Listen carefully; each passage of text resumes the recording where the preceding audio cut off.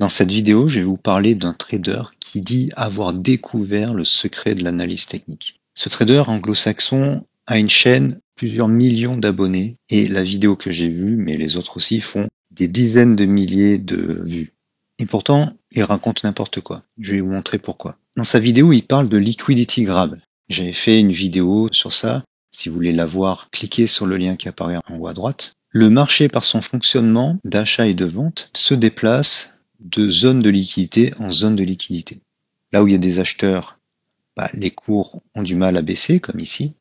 Là où il y a des vendeurs, là où les vendeurs sont plus nombreux que les acheteurs, les cours ont de la difficulté à monter. Donc sa vidéo parle de vagues de dos, de tendance, ok, donc là on en a par exemple. Très bien. Ensuite de consolidation, là on en a une, au bout d'une tendance haussière. Et il dit que les zones de liquidité se construisent là où il y a une stagnation. Les cours rebondissent ici et ici, donc il y a une zone de liquidité à l'achat ici et une zone de liquidité à la vente ici. Le truc, quand on utilise le liquidity grab, c'est que on va chercher quand les cours reviennent dans la zone de liquidité. Pourquoi? Bien ça, Wyckoff l'explique. Si vous voulez voir ma vidéo sur Wyckoff, sur la méthode de Wyckoff, cliquez sur le lien qui s'affiche en haut à droite. Les market makers, quand ils n'ont pas réussi à acheter tous les titres qu'ils voulaient acheter, par exemple ici et ici, ils forcent les cours à revenir dans la zone, et là, ils complètent leur course, et ils poussent les prix vers le haut. Donc ça, c'est la théorie. Ce que dit ce YouTuber, c'est que au lieu d'acheter ici sur le rebond, de mettre son stop loss en dessous, dans cette zone-là, je vais agrandir la zone. Voilà, en général, les traders, comme vous et moi, voient qu'il y a un support, et ils achètent sur le rebond et ils mettent un stop loss en dessous.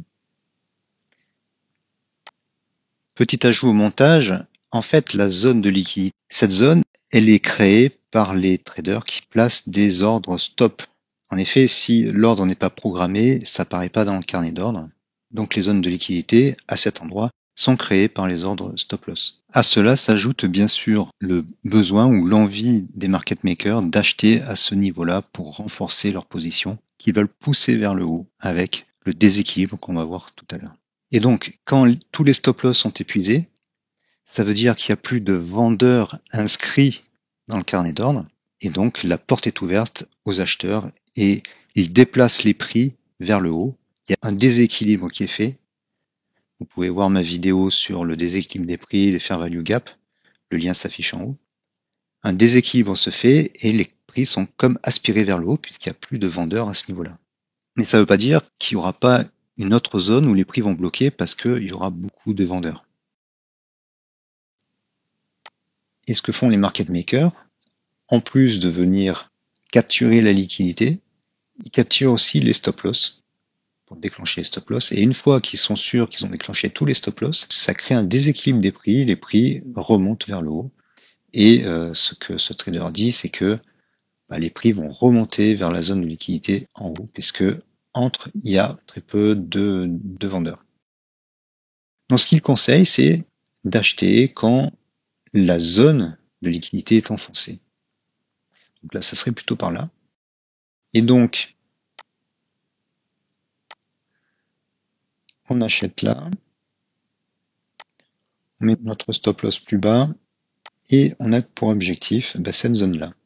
Alors bien sûr, lui, il vous montre des cours comme ça, mais où ça marche.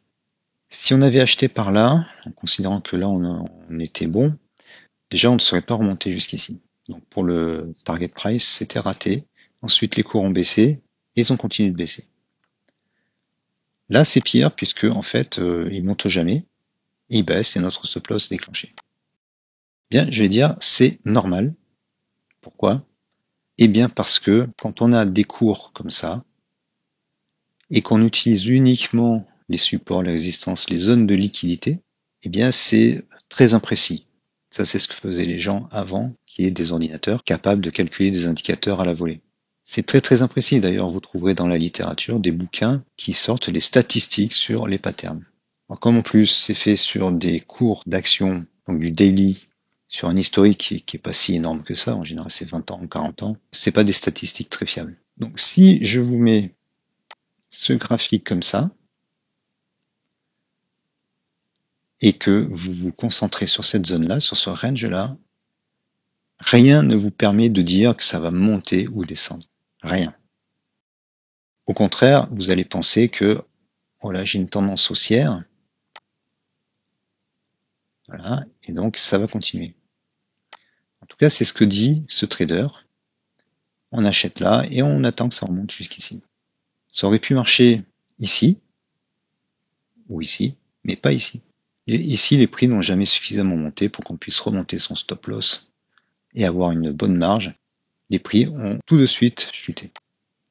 À ce stade, si vous trouvez que déjà ce que je viens de vous raconter est intéressant, vous pouvez défoncer le pouce bleu sous la vidéo et laisser un petit commentaire pour me dire ce que vous en pensez. Ça vous paraît peut-être pas important, mais pour moi c'est très important parce que ça aide la vidéo à mieux se positionner. Donc si vous voulez donner un coup de pouce à la chaîne, n'hésitez pas, faites-le maintenant. Ce qu'il faut faire, et je le répète, si vous me suivez, vous savez de quoi je vais vous parler. Je vais vous parler des indicateurs A7, DAS et FTA unique.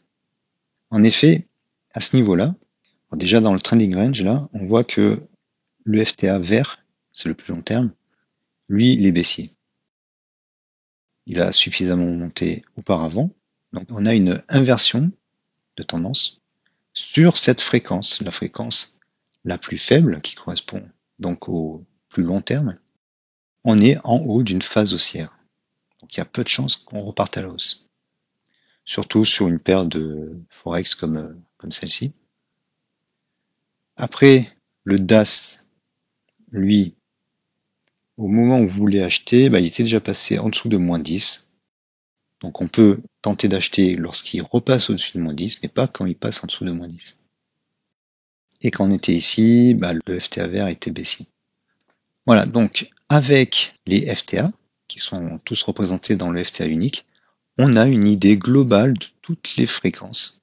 Pas toutes, mais un certain nombre de fréquences les plus importantes, les harmoniques les plus importantes.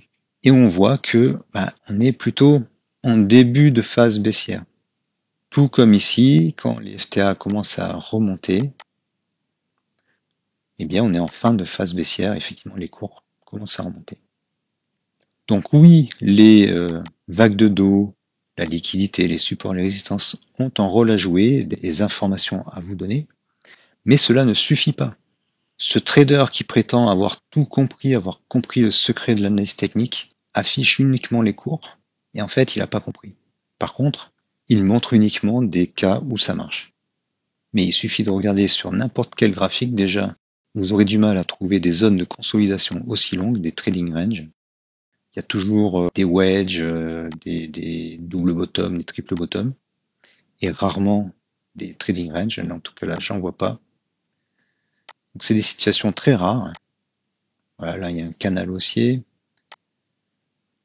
Là, on pourrait considérer qu'il y en a un, mais en fait les plus hauts sont pas à la même hauteur. Ces pseudo-traders vous parlent de trading range, qui sont des choses qui arrivent très rarement.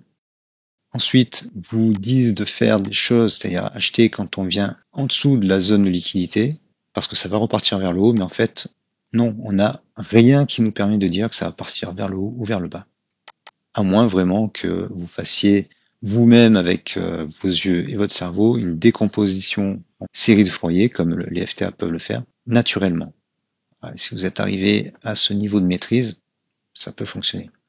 Mais si vous n'êtes pas encore arrivé à ce niveau de maîtrise, vous avez l'indicateur FTA unique qui peut vous aider grandement. Donc ce qu'il faut faire en fait, c'est chercher des zones de cohérence haussière, par exemple ici où tous les indicateurs sont haussiers, entrer dans le swing et espérer que ça continue suffisamment longtemps pour engranger de gros gains. Là, on a une tendance baissière. On a une cohérence baissière ici et par chance, elle dure un certain temps. Ce swing-là dure un certain temps également. Là, c'est trop rapide, ça stagne après. Là, on a un petit trading range. La prise de liquidité, là, elle fonctionne, mais bon, le range, il est vraiment très très étroit. C'est plus une longue base.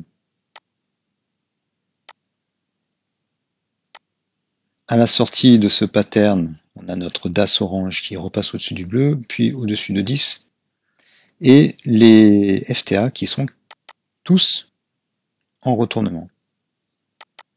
Vous voyez, c'est plus facile à lire les indicateurs que les patterns et les zones de liquidité, qui en fait n'en font qu'à leur tête. Par exemple là, j'enfonce une zone de liquidité, mais on continue de baisser. Voilà, donc je voulais un peu pousser un petit coup de gueule sur ces youtubeurs qui font des centaines de milliers de vues, mais qui racontent n'importe quoi. Méfiez-vous de ces fausses informations, ça vous donne de mauvaises croyances, et ne vous laissez pas embarquer là-dedans, n'essayez pas de comprendre, vous allez perdre beaucoup de temps.